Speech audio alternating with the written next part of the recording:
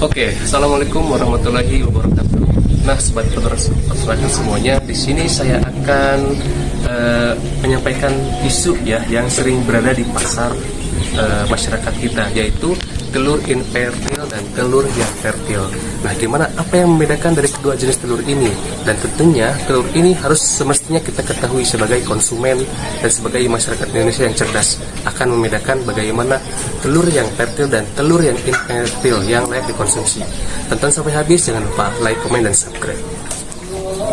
Nah, sobat semuanya, tentu kita harus tahu dulu bahwa ada telur infertil dan telur yang fertil. Nah, telur infertil itu telur yang tidak dibuahi oleh pejantannya, dan telur yang fertil adalah telur yang dibuahi oleh pejantannya. Nah, biasanya istilah ini sering dipakai oleh breeder ya, yang biasanya dipakai oleh para perusahaan peternakan yang memang skalanya besar. Ya, biasanya untuk pembibitan dan untuk pengembangan biakan ternaknya. Nah, jadi apa sih isu yang mungkin bisa terjadi di pasaran ketika adanya telur infertil dan telur fertil? Mari sini saya akan ceritakan.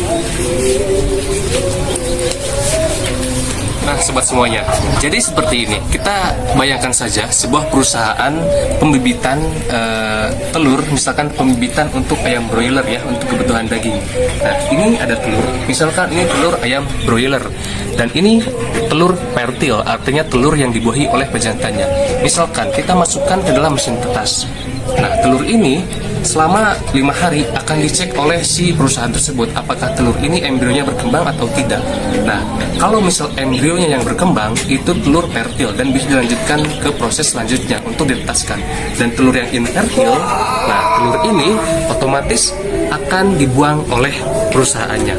Nah, biasanya telur yang infertil itu berasal dari perusahaan tersebut misalkan.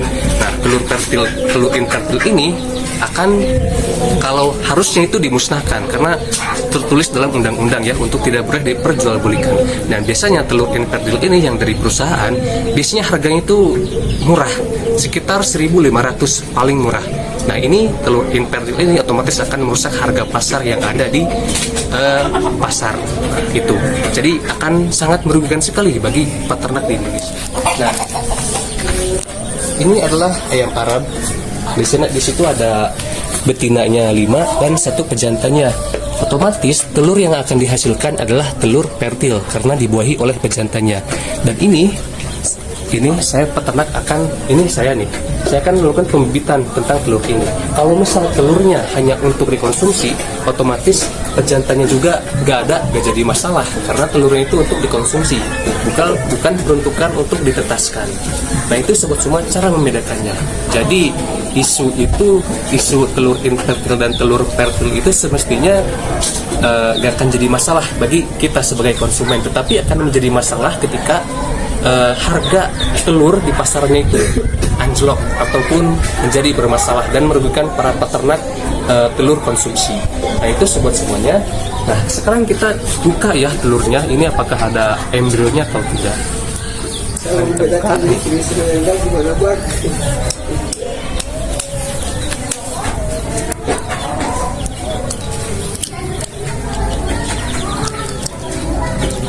Nah, sobat semuanya bisa melihat tuh. Nah, ini yang putih. Nah, yang putih ini adalah sel sperma dari pejantan ayam kampungnya. Jadi telur ini telur fertil karena yang saya ambil dari telur indukan ini. Nah, ini telur untuk ditelaskan. Tapi kalau untuk peruntukan telur konsumsi, artinya kita tidak perlu menambah pejantan di kandangnya. Seperti itu. Dan ini saya coba makan ya. Ini katanya sih baik juga ya, tapi ini kalau dimakan ada manfaatnya. Ya, mungkin kekurangan itu emang ada bakterinya di sini, tetapi tidak cukup banyak ya, mungkin tidak cukup banyak karena ini fresh telurnya. Tapi kalau sudah masuk mesin tetas ya 5 hari minimal dia bakteri akan lebih berkembang lagi.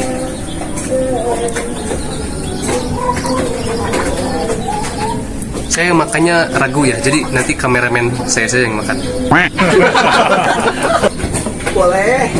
Nah, itu sobat semuanya, semoga videonya bermanfaat bagi sobat semuanya yang menjalankan bisnis peternakannya. Utamanya bagi sobat semuanya ya, sebagai konsumen telur, saya rasa harus tahu dengan istilah ini. Jadi kita tidak perlu khawatir dengan adanya telur infertil dan telur fertil, karena kedua telur ini memang aman untuk dikonsumsi asalkan kita memasaknya dengan baik dan benar ya. Dan yang paling merugikan itu telur infertil yang ada di pasaran ya, paling sangat merugikan bagi para peternak yang memang dia menjual telur konsumsi, karena harganya itu ketimbang ya.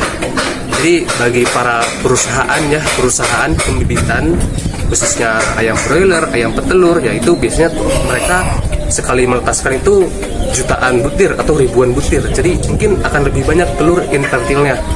Otomatis si telur infertil ini jangan sampai dijual ke pasaran ya, karena akan merusak harga pasar. Oke sobat semuanya, semoga bermanfaat. Bangga menjadi bagian dari ketahanan pangan bangsa Indonesia di bidang peternakan. Assalamualaikum warahmatullahi wabarakatuh.